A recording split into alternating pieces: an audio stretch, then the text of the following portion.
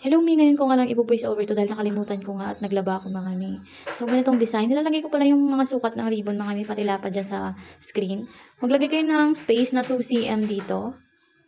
Tapos, dito kayo muna sa right side. Tupiin nyo siyang paganyan dito sa right side. Tapos, sunugin nyo lang yan ng lighter mga Mi. Pati dito, para hindi siya maghimol-mol. Tusukin lang natin ng karayom. Ayan, bilangin nyo na lang mga Mi ha. Ang ingay talaga ng anak ko kapag nag-voice over ako, kaya hindi rin ako makapag-voice over. So, ganyan, ibalik niya lang mga minang tusok para masigurado niyong hindi nga siya makalas. At kupitin lang natin. Ganun din sa isa mga mi. Bali dito naman, 2 cm din, tapos sa left naman yan mga mi. Bali left and right yung, yung gawin nyo para kabilaan.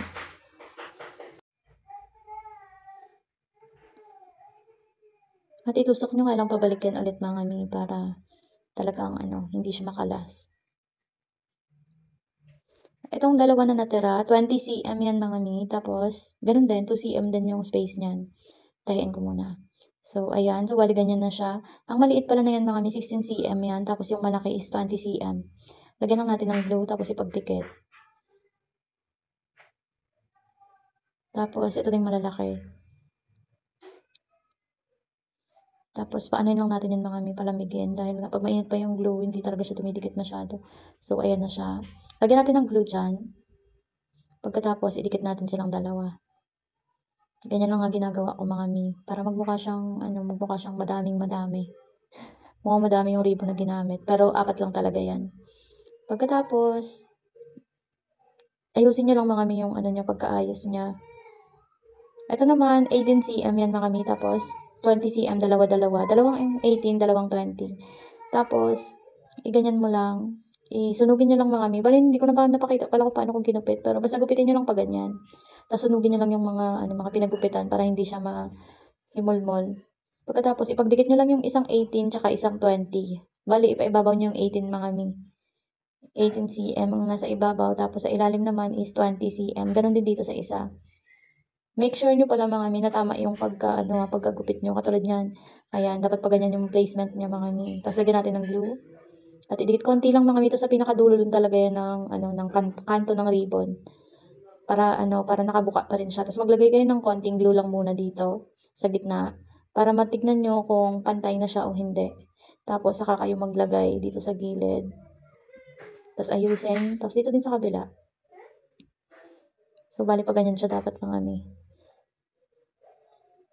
Pagkatapos naman, ito naman mga mi, ilalagay ko rin yung sukat dyan sa, sa screen. Kinover ko lang pala yung clip mga mi. Kinover ko lang yan. Tapos, ilalagay ko na lang yung sukat dyan sa screen mga mi. Ang gagawin nyo na lang is, hatiin nyo sa gitna, then lagyan nyo ng line, sunugin nyo mga para magka-line, tapos lagyan ng konting glue, tapos ipagdikit nyo yung paganyan. Tapos ito naman, lagyan nyo rin ng line sa gitna, tapos lagyan ng glue, tapos ipagdikit silang dalawa. Bali sa ibabaw pala yung, mga mi, yung ayan, yung mahaba kanina na pinagdoble, sa ibabaw yan. Tapos yung single lang na 24 cm, 48 cm dyan sa ilalim. Tapos lagyan lang natin, sa gitna ko pala nilalagay yung dugtungan ng ribbon kapag naglalagay ako sa gitna, tapos may centerpiece. Para hindi siya tumitignan sa likod. Tsaka hindi naman siya kita sa harap kasi maglalagay naman tayo ng centerpiece mga mi. Tapos ayan, lagyan nyo lang ng glue. Maglalagay tayo ng centerpiece dyan mamaya. Tapos ayusin nyo lang mga mi yung pagkalagay ng ribbon. Tapos ito naman, didikit lang natin para matakpan. Pag ganyan.